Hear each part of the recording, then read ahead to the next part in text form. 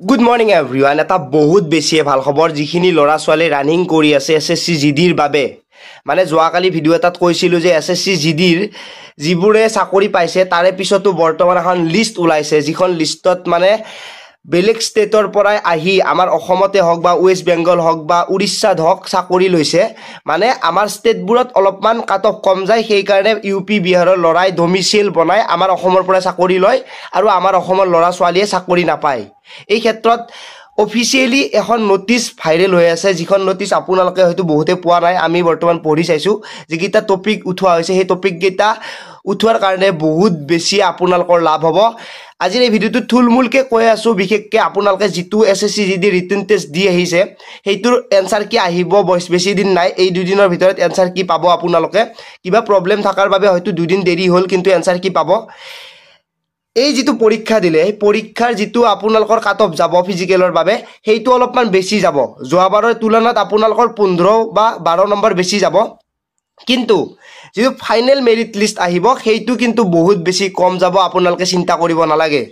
তাৰে একদম মানে যিকেইটা অৰিজিনেল ৰিজন আছে মই আপোনালোকক কৈ দিছোঁ।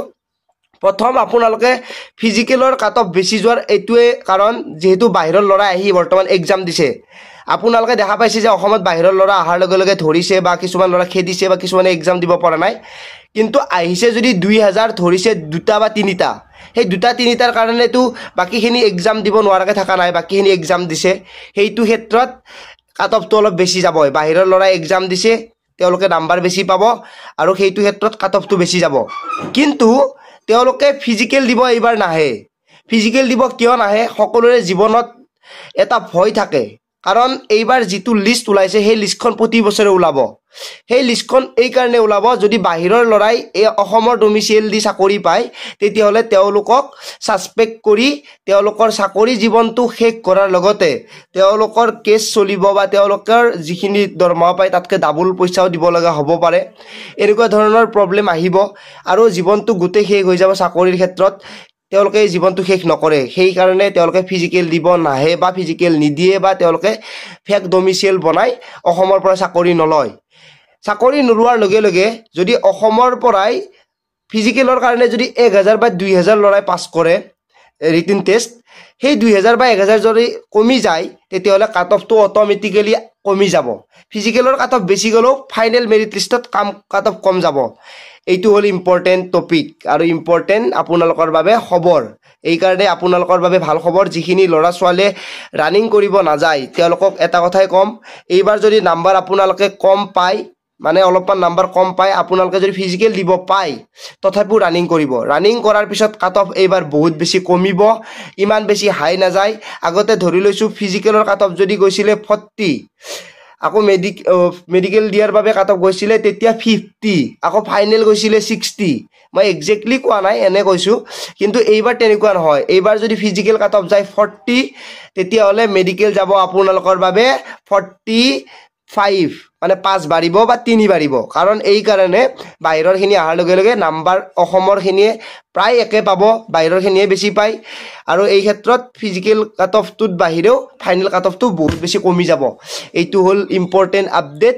আৰু যিখন নটিচ আহিছে সেইখন নটিচত যিকেইটা টপিক উল্লেখ কৰা আছে, যিমানখিনি ল'ৰা ছোৱালীৰ নাম দিছে সেইখিনি ছাছপেক্টেড লিষ্টত ৰাখিছে। ছাছপেক্টেড লিষ্টত ৰখাৰ পিছত তেওঁলোকৰ অৰিজিনেল ডকুমেণ্টছ বিচাৰিব বা যিখিনি কাম কৰিব লগা আছে, কাৰবাই কৰিব লগা আছে কৰিব। যিখিনি আমাৰ অসমৰ ল'ৰা ছোৱালী পোষ্ট খাইছে, 2021-22ৰ লিষ্ট ওলাইছে, তাৰে আগৰবোৰতো ওলোৱাই নাই। 21ত 1800ৰো অধিক ল'ৰা ছোৱালীয়ে চাকৰি পাইছে প্ৰায় 3খনমান ষ্টেটৰ পৰা।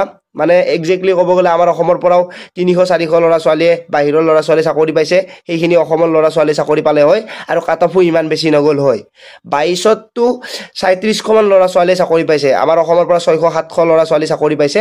গতিকে সেইটো ক্ষেত্ৰত চাব গ'লে আপোনালোকৰ কাট অফটো যেতিয়া SC STৰ ফিজিকেল কাট অফ গৈছিলে 40 নে চামথিং 42 কিবা গৈছিলে, তেতিয়াহ'লে আপোনালোকে 47-48ত চাকৰি পালে হয়, ফাইনেল কাট অফ 64-65 নগ'লে হয়।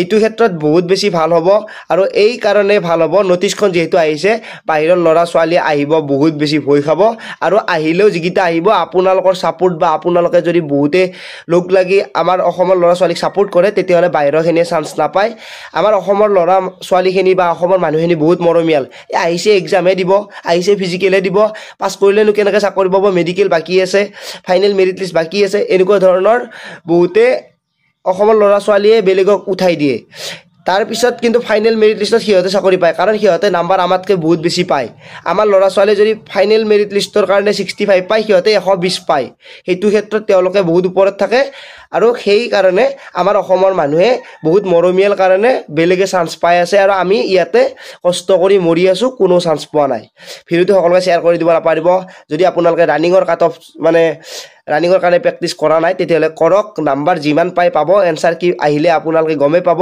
এনসাৰ কি আহাৰ পিছত আপোনালোকে নাভাবিব যে আমি নাম্বাৰ কম পাইছো এবাৰ নাম্বাৰ কম পালো আপোনালোকে ফাইনেলত চাকৰি পোৱাৰ চান্স আছে কাৰণটো এইটোৱে বাহিৰৰখিনি আহাৰ লগে লগে কিন্তু আমাৰ অসমৰ ল'ৰা ছোৱালীয়ে বহুতখিনি চান্স পাব আৰু চাকৰি পাব ভিডিঅ'টো সকলোকে শ্বেয়াৰ কৰি দিব নাপাহৰিব আজিলৈ মানে পুনৰ লগ পোৱাৰ আশাৰে মই জিতুমণি জয় আই অসম